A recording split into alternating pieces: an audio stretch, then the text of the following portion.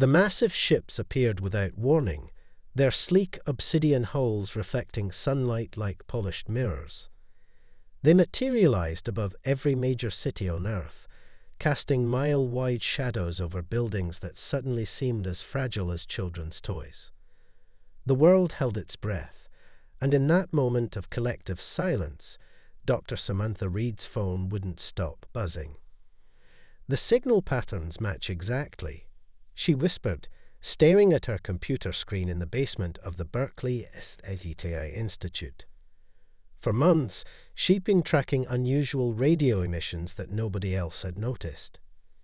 Now, as she watched real-time footage of the ships on every news channel, her hands trembled.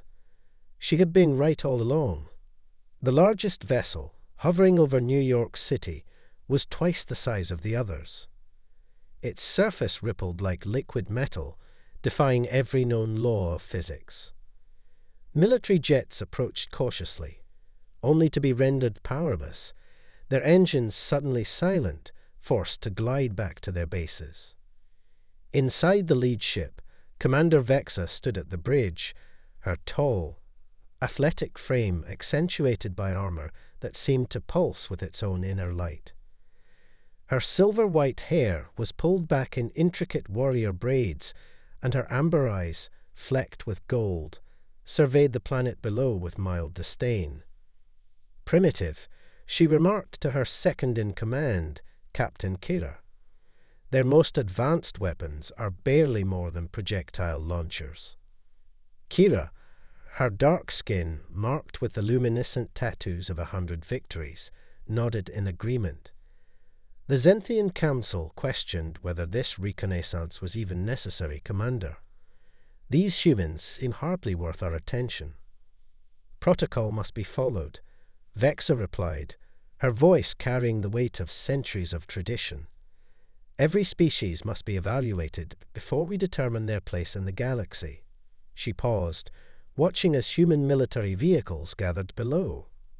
Though I doubt this one will surprise us. The Zenthians were the galaxy's self-appointed arbiters, an all-female warrior race who had evolved beyond the need for male counterparts. They reproduced through advanced genetic engineering, selecting only the strongest traits for each new generation. Their society was built on the pillars of strength, honor, and absolute dominance. As the sun set over New York, casting long shadows through the concrete canyons, Vexa decided it was time. "Prepare the descent," she ordered. "Let's see how these humans handle first contact." The announcement was broadcast simultaneously in every human language, appearing on every screen and device worldwide. "People of Earth, we are the Zenthian Imperium. Your world has been selected for evaluation. Resist and face extinction. Comply, and perhaps earn your place among the stars." In Berkeley, Samantha rushed from her lab, clutching her research tablets. She knew something nobody else had figured out yet. The signal patterns she detected weren't just communication. They were testing Earth's response capabilities, probing our defenses. The aliens had been studying us for months. The streets were chaos. Some people ran in panic, while others stood transfixed, recording the ships with their phones. Police tried maintaining order, but how does one maintain order when humanity's entire understanding of its place in the universe has been shattered? In New York, a massive holographic image appeared between the skyscrapers. Commander Vexa's face, 40 stories tall, looking down at the tiny humans below. Her expression was one of mild amusement, like an adult watching children at play. "Your species has potential," her voice boomed. "But potential without proper guidance is meaningless. The Zenthian Imperium offers that guidance, through strength, through discipline, through submission to superior power." Military leaders worldwide scrambled to coordinate a response. Nuclear weapons were armed, then quickly disarmed as they realized the futility of such actions against beings who could disable fighter jets with a thought. As night fell, Vexa's ship descended towards Central Park, its massive form somehow silent despite its size. A delegation of world leaders was hastily assembled, rushing to New York for humanity's first official contact with alien life. But in a small apartment overlooking the park, former Special Forces operator James Harrison watched the ship's descent with different eyes. Where others saw terror, he saw calculation. Where others saw overwhelming power, he saw careful restraint. 10 years in the field had taught him to read opponents, and something about these aliens' display of power seemed almost theatrical. He grabbed his jacket and headed for the street. If these Zenthians were truly as superior as they claimed, why bother with such a show? True power, he'd learned, rarely needed to advertise itself. As Vexa prepared to meet Earth's leaders, she had no way of knowing that her carefully choreographed demonstration of Zenthian superiority was about to meet its greatest challenge, not in Earth's weapons or technology, but in the quiet confidence of a single human who understood that true strength often came in forms that couldn't be measured. The stage was set for a confrontation that would challenge everything both species thought they knew about power, about strength, and about themselves. The meeting between Earth's leaders and the Zenthians was set to take place in Central Park, transformed overnight into a militarized zone. News helicopters circled at a safe distance, their cameras trained on the massive ship that now hovered mere hundreds of feet above the ground, its surface rippling like quicksilver in the morning light. Commander Vexa descended from her ship on a beam of shimmering energy, flanked by her elite guard. Each warrior stood over 7 feet tall, their armor pulsing with an inner light that matched their luminescent skin markings. They moved with fluid grace that seemed to defy gravity itself. "Showtime," James muttered, slipping through the crowd that had gathered behind the military barricades. He'd spent the night observing the Zenthians' pictorial patterns, noting how their guards moved, how they positioned themselves. For all their advanced technology, they still thought like warriors, and warriors had patterns. The world's hastily assembled delegation approached the aliens with a mixture of fear and forced diplomacy. The U.S. President, flanked by his Secret Service detail, stepped forward first. On behalf of humanity. "Spare us your formalities," Vexa interrupted, her voice carrying easily across the field.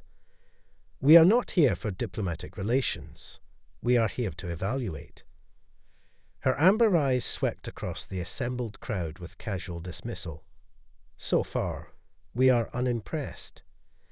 Captain Kira stepped forward, activating a holographic display that showed various scenes from Earth's history: wars, environmental destruction, social unrest. "Your species spends more time fighting amongst themselves than advancing. You poison your own planet. You cling to outdated social structures.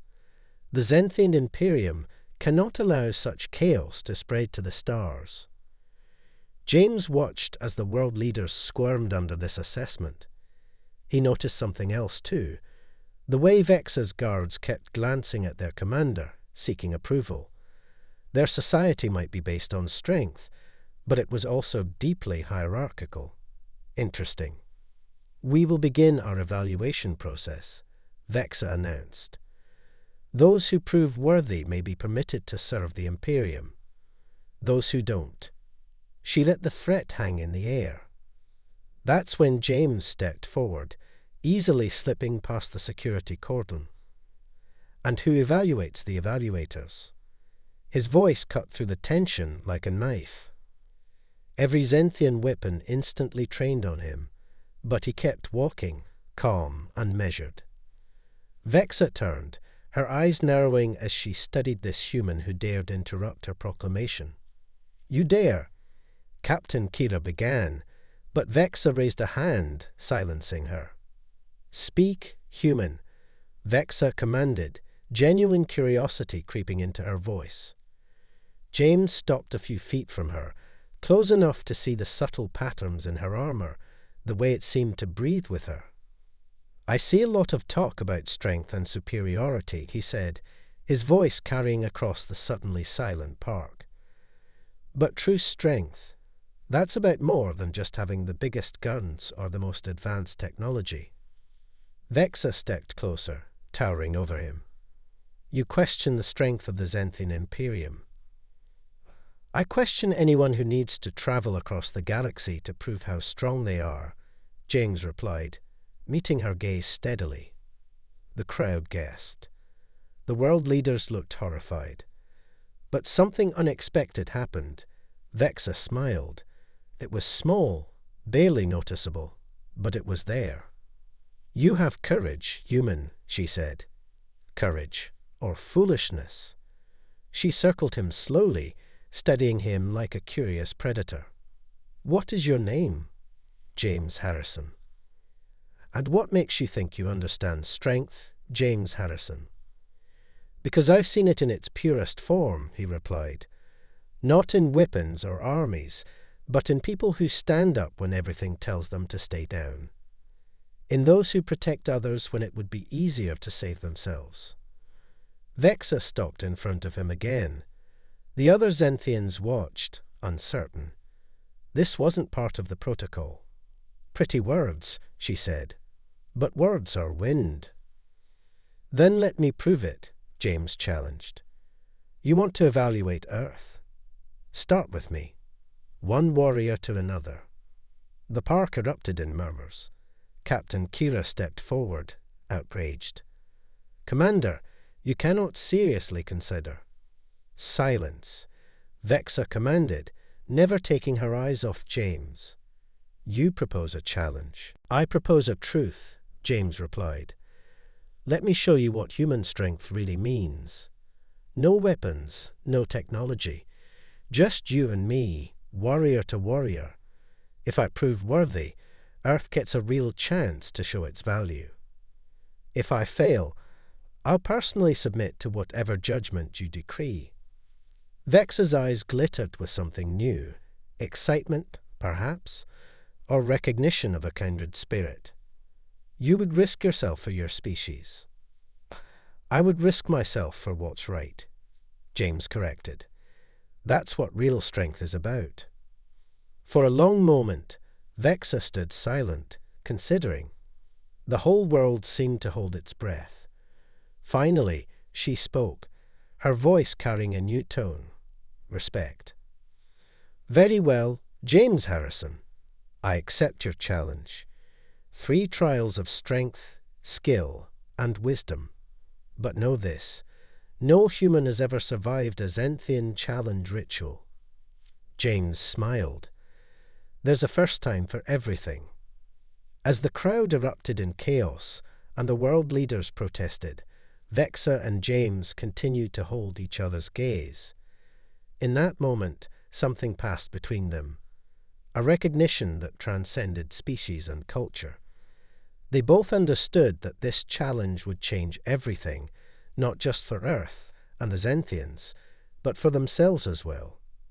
The sun broke through the clouds, illuminating the scene, the towering alien ship, the gathered crowds, and 2 warriors from different worlds who were about to redefine the meaning of strength for both their species. Captain Kira watched with growing concern. She had never seen her commander look at any being, much less a human male, with such intrigue. As she studied James Harrison more carefully, she began to understand why. Beneath his quiet confidence was something the Zenthians had forgotten existed. The strength of compassion combined with unwavering resolve. The challenge was set, but its true nature was far more complex than anyone realized. It wasn't just about proving Earth's worth. It was about rediscovering what true strength really meant. The first trial was set to begin at dawn the following day. The Zenthians had transformed a section of Central Park into an arena that seemed to defy physics. Floating platforms of energy, shifting geometric patterns, and fields of force that rippled like water in the air. James spent the night preparing, not with weapons or training, but in quiet meditation. He sat on the rooftop of his apartment, watching the Zenthian ship gleam in the moonlight. His phone hadn't stopped ringing. Government officials, military commanders, even old special forces contacts, all wanting to help. He'd turned it off hours ago. In her ship, Commander Vexa found herself similarly preoccupied. She stood in her private chambers, studying holographic recordings of human combat techniques. Captain Kira entered, her face tight with concern. "Commander, the High Council has responded to your report. They're displeased with this deviation from protocol." Vexa waved her hand dismissively. "The Council sits in their towers on Zenthia Prime, passing judgment on worlds they've never seen. This human, he's different. Different enough to risk your position, your future." Kira pressed. "There are whispers among the crew. Some say you've been affected by him." Vexa turned, her amber eyes flashing. "Affected? I've been awakened. When was the last time any of us faced a true challenge? When did we last meet someone who didn't either flee or grovel?" The dawn arrived with a reddish glow that made the Zenthian ship look like it was bathed in blood. Thousands had gathered to watch, held back by both human and Zenthian security forces. News cameras broadcasted worldwide as James walked into the arena, wearing simple black athletic wear, no armor, no weapons. Vexa appeared opposite him, her ceremonial armor more streamlined than before. "The first trial," she announced, her voice carrying across the arena, "is one of physical strength and endurance, but not in the way you might expect." She gestured, and the arena filled with holographic images, children trapped in burning buildings, elderly people caught in floods, injured animals in desperate need of help. All simulations, but incredibly realistic. "Save them," Vexa commanded. "As many as you can, but know that each rescue will cost you physically. The force fields will drain your strength with every step. Most warriors choose to save only the strongest, those worthy of." Before she could finish, James was moving. He ran straight for a simulated burning building where a child's cries could be heard. The force fields hit him like invisible weights, making every step a struggle. But he didn't hesitate. Over the next hour, James pushed through increasing exhaustion to save not just the strong, but especially the vulnerable. The elderly, the injured, the scared. Each rescue drained more of his strength, but he kept going. Vexa watched, fascinated. According to their combat algorithms, he should have collapsed long ago. Yet something kept driving him forward. "Why?" she finally called out. "Why waste energy on those who cannot contribute to society's strength?" James paused, sweat dripping from his face, his muscles trembling with exhaustion. "Because strength isn't about who you can dominate," he gasped. "It's about who you can protect."